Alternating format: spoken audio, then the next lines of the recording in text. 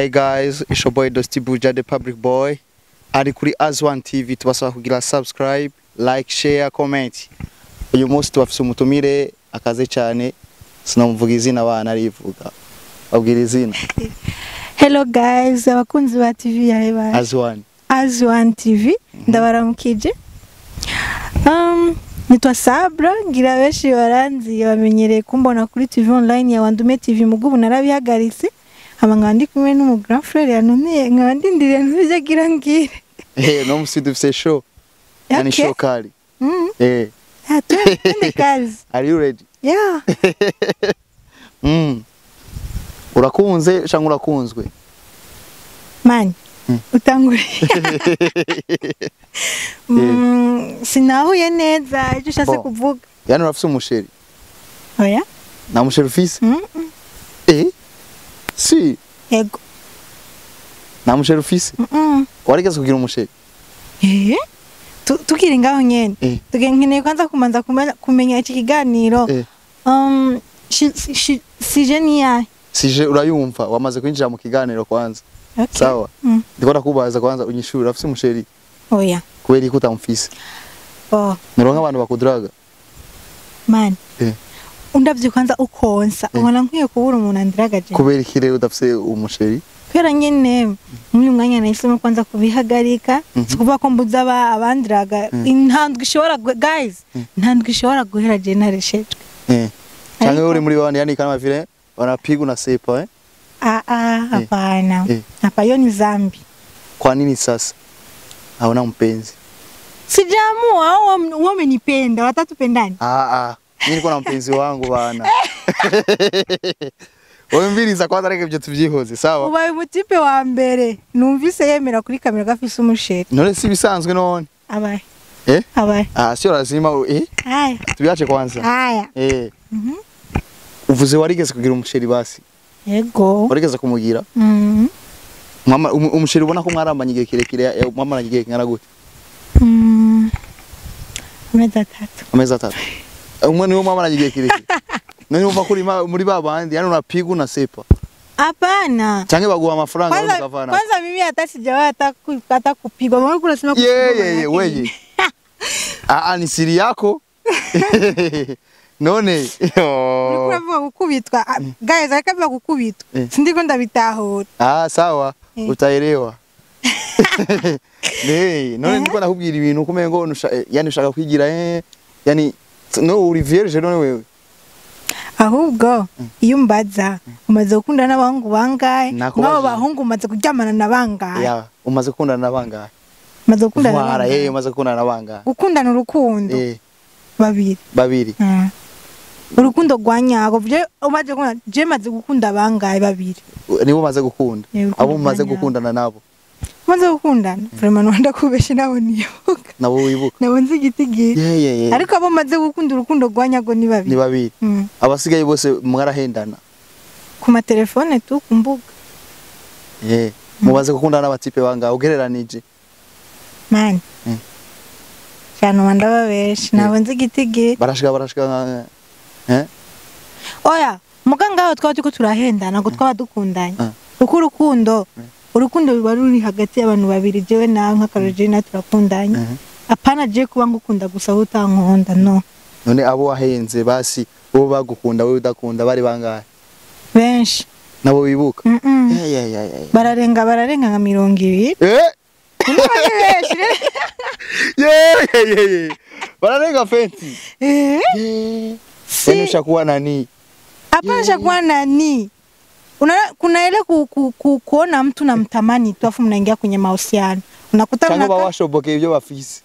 Oya just ngiri shobo. Hauna shobo wewe. Mimi sinaga shobo na wanaume. None kugira kwiza abantu 20 barenga kwanza ubundi bazaturi nko mu mari 50 kuduza. Aho nashizemo nababandi duhura ku rubuga. Sabra nagukunze nanje ndagukunda. Tadukundana. Turiga tubonana haizi ndimwe tutaduheba. Noneho uyo warigeze kuja mu rukundo mu kwezi kumwe n'abahungu barenga babiri? Oya. Mu kwezi kumwe? N'abahungu barenga babiri. Basi umugakunda n'umuntu umwe n'uwo nyene murakundanye akazunda kudraganya nawe nyene ukamwemerera tugakundanye. shaje ibyo bintu sinza ndabishobora kirase bose ndiko ndababesha sawa bose ndiko ndababesha hege inkundo zo mu muji no kubesha biramaze apana zo mu muji mani ayi Bujumbura reba ko gafise urukundo rwa nyago mugabo we nturimo ariko jewe ndimwo numaze gukunda n'abahungu barenga 20 jewe ndakunda atari imyaka 100 nazi kwanza na imyaka 20 ufise mugabo ngira umwana jewe mfise 20 ngari toto bana niko na 20 sa 20 ni myaka kama uyo muji na utogo utogo muji none ureka nakubazi sawa wewe umaze kuvuga ko umaze gukunda n'abahungu barenga 20 uri muri 20 uzokwiza 40 ugeze muri bangahe sinabakunda nakubwiye ati baginye ni baradraga imwe nkaca muhebana bose nabashizemo bavuze ko wakundanye n'abahungu babiri nibo wemera ko nyene mwagiye muri love barana umwe yaranamba baje ndaje mu bitaro musha no kwiyahura mana urukundo rababaza shaka pena mwanamke aduka umo abija wefiki baba bitafikaga usiseme vikikufika utanipigia simu sabro mie siwezi kupenda mwanamke hapa mjini bora tu wale wabirimani baba ni wagenda kurima wale sawa okay nanje reka ndamubaze ndakubaza ikibazo umaze kuryamana n'abakobwa bangaye kuva utangura gukunda hata mmoja mimi siyawahi kufanya hivyo kweli navyo ndakora mani gaje mani mimi ngaye mtoto wallahi siyafanya hiyo vitu Tanjikale zangu kim na nunge muraryama oya navyo mani ivyo bintu rega mani maka ndongoye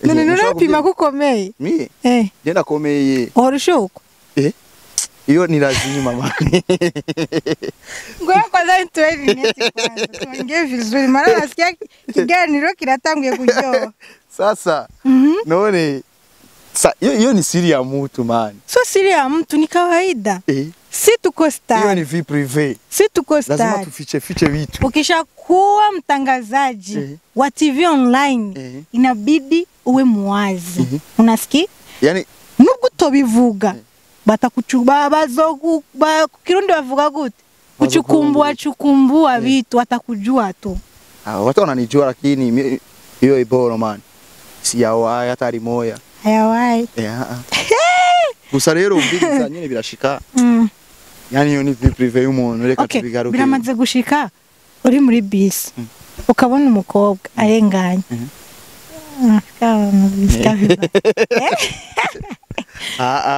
abijashyize gusa rimwe muri gym ewana kasema huyu angekuwa kwangu kweli gusa nyeri hivyo si tunyuma nao vinapanda vinashuka unajisikia unajisikiaje yani moto hadi nasikia noma sana yani afu unasema kama hujawahi fanya muongo mkubwa hiyo ni vie privé man okay basi hakuna shida katuvyihoze katugaruke kuri abantu babiri bafuse ko wakunze wewe sawa okay kumbe nguri kuri abasatira cyane bahora bagusohokana ukaryoherwa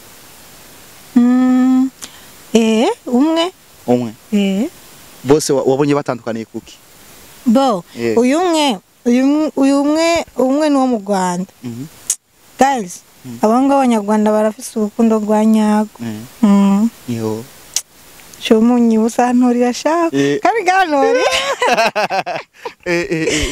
bon twara uyo mu Rwanda niwe yansokana muga uyo mu Burundi yari umukongomani yari yaje mu Burundi unapenda wa vacances hapana ilitokea tu mu Rwanda undi yaravuye muri Kongo muhurira mu Burundi wazi ndababwira ikintu kimwe je sinza njya umunwa je byarananiye kujya umunwa nini shagwa maraya kwe naskakara ntukana igalo ndagiheba tangiye kunyita imbaraya ngavyumvise sasa wewe natoka hapa Burundi unaenda kufanya vile viboro Kongo jamani Kongo tena mimi nimeenda Kongo sijawahi tafika Kongo ila ndababwije ukuri narakunze mukongomani kugeza nja mu bitaro mu bitaro Wakongomani unasikia Wakongomani nilijikatakata mikono juu ya mwanaume sasa hapo umefaidika nini ungu siki niyo mpamvu ubu ntacyo nitayeho mani niyo mpamvu uri kurambwira by'urukundo manu mengo uri kuramvuruga mu mutwe nyene warumva umengo nyene hiyo naenda mkunda chane. Mwanaume anakuja ananiambia hivi. Bwana mimi niko na mke wangu Kongo. Namwambia basi niambie kama unanipenda unidanganye jiwaze. Acha sha. Kana kubaze sawa. Nkubu ufise umusheri akaba anuka mukano wawe mubwiye.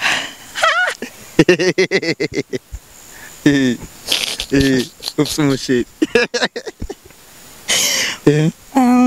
Aona ngao honye naho.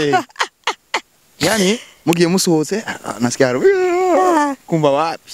Naona uyimubwiye achaona kumenga rakagaye. Lakini mpenzi wako si lazima atakukisi. Kama hivi mfano nakuja huko kisi hivi. Naambia baby. Hawezi sema nusha kuvuga tebe uranuka mkanwa hawezi sema. Muga basha kumwereka ibitendo. Unaona? Unamuonesha vitendo hivi. Paka mwenyewe naona. Au kama hivi unaenda kumuona, unampelekea nani? Bros. Wasema baby, nimekuuzia kado. Afana kuua hapo. Hapana ni kado. Umukunzi umutwarira ikado ari yose.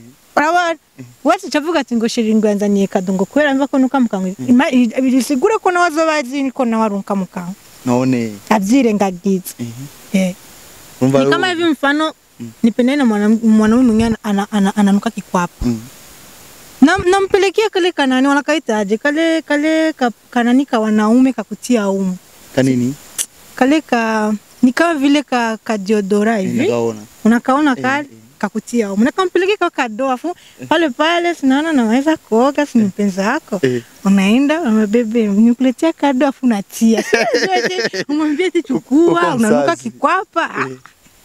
Lakini ni vya maneno tu maana sina ta mpenzi bana kuna letea pesa za bure. Utampata. Labda usitaki kunidanganya eti hujawela na mwanamke, semesha ukweli. Unasikia mimi ni rafiki yako tusemeshane ukweli, tuamezane ukweli. Tushabifanya wewe. Mimi na wewe. Usiseme uongo. Utachika. Usiseme uongo. Guys. Umukoga kundanya niyo mutipe. Ndamumvia akagonga. Sikia nikwambia kitu. Reka kuniranya. Ndakubaza kibazo. Kiganyo ndaza zokibona. Ndakwatu atatu usisikie wivu. Dada usisikie wivu. Kawaida. Ndakubaza kibazo. Byamaze gushika. Ukaryamana n'umukoga mukavyuka wicuza. Impamvu mwaryamanye. Kubera je ivyo bintu ntarabijamwo.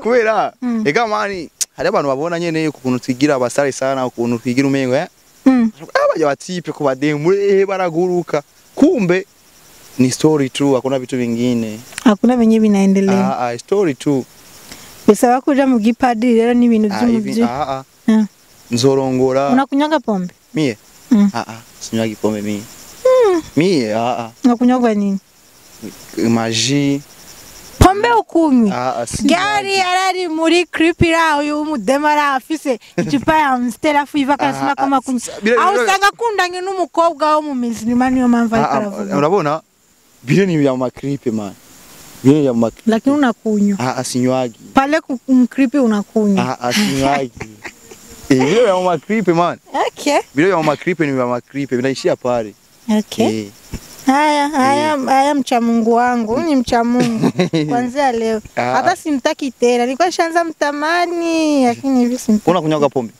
sikunywagi mwaga kundi munga mwinzoga oya nago nkundu munga mwinzoga hanyene unanyegere yuko ushake umvuga ati sabu nipatie kisi tu nitafika na kupatia laki always ukiume kunywa pombe siwezi fanya none wewe ibihumbi jana wo byanga kubera umunamoti inzoga nabyo notora tuachane na Samira hata desa ushashiba franga sio kuzishiba wa diaspora ni wengi wanakutumiaga ndio maana mimi nimekwambia hivi siwezi nikapendana na wa diaspora juu anakwambia hivi baby tunapendana nini nitumie nijipige picha unitumie picha au video mke bana ya baba nakutangaza anarusha kumitandao sasa none wari ya mahera yiwe kugiriza umuhebe wanaharamu wakubwa wale kirazira umviriza ukunanye n'umutipe wakati umutipe kweli None uzo gumukundana basi usigaje gukundana nenda kubaza abakobwa bose mwakundanye warabarongoye jewe warabatwaye bangahe abari bo bose ni namo ex no mfise ega mani jendagara vyataye nimugara kubanda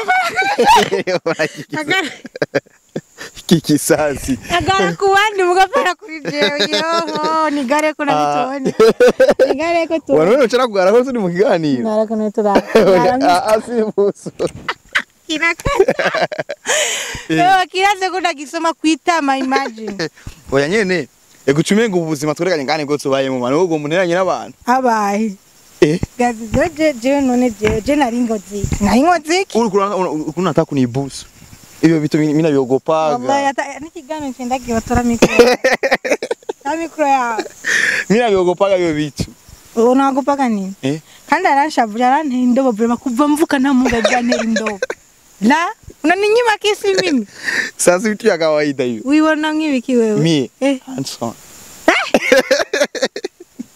Mwombe sivyavuze ni ya yani yo ni vitu ya kawaida sabra igano ndagihepsi nani moto ngifisi none modo ihevye ko yana kwimye kisi mina enda nyumbani bana ubihevye ko yana unase kugusoma guys arangaye ko vraiment muribona none si ibintu bisanzwe no nzogusoma undi munsi ngaha sawa je nagenda gusoma isomo nyene Somo bunyene ndabihewe turi mu kiganiro ndabihewe guys ndigende arase kunsoma Mwache nafikara ku block nsoma bunyene uwo mu block muri telefone somo bunyene asiyo wayi okay ndamaze kumenyera uri umujama nta kibazo ariko kuzona ndobona abandi hano so guys napema sana reka dusezera abakunzi naco nubwo uvuze ngo ugiye kumbloka nta kibazo ndakubloka ndagutelefona ku nimero isanzwe ndagukeneye nchange ndakuronga ibogare canke diaspora nani bogare wekeneye ibogare nawe ukeneye ngenda kubloka kandi nahejeje sawa nangora ntibaza kubivugana inyuma ya kamera undebloke ama guys mu supporting mugire subscribe like share comment mumbwire commentaire yuko mwabonye mvugi bebe wa mushenzi ininja guys je ndigende mushenzi